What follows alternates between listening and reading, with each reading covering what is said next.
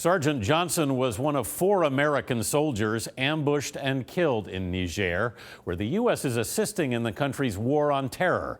Just over 2 weeks later, the circumstances are far from clear, and the FBI is joining the investigation. David Martin now on what he's learned. The body of Sergeant David Johnson was found nearly a mile away from the ambush site. Why he got separated from the other Americans and how long he survived remain unclear. Pentagon officials say a locator beacon was tracked for several hours, fueling hopes he was alive and raising the agonizing question of whether he could have been saved if the U.S. military had been able to react faster.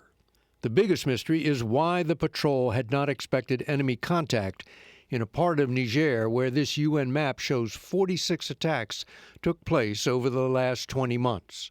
The initial explanation by the Pentagon is that the team of Special Forces advisors had conducted nearly 30 patrols with Nigerian troops and not had a single enemy contact.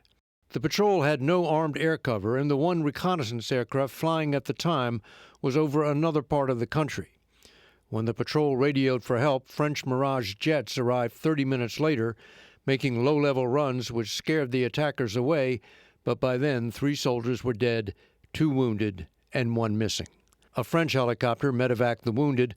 A helo flown by an American contractor came in to pick up the dead. Defense Secretary Mattis went to Capitol Hill today to brief Senator John McCain on what went wrong. But the chairman of the Armed Services Committee already had part of the answer. Parts of Africa remain a battleground. General Thomas Waldhauser, the commander of U.S. forces in Africa, told Congress last March he had only a quarter of the reconnaissance flights he needed and had to rely on contractors for search and rescue missions.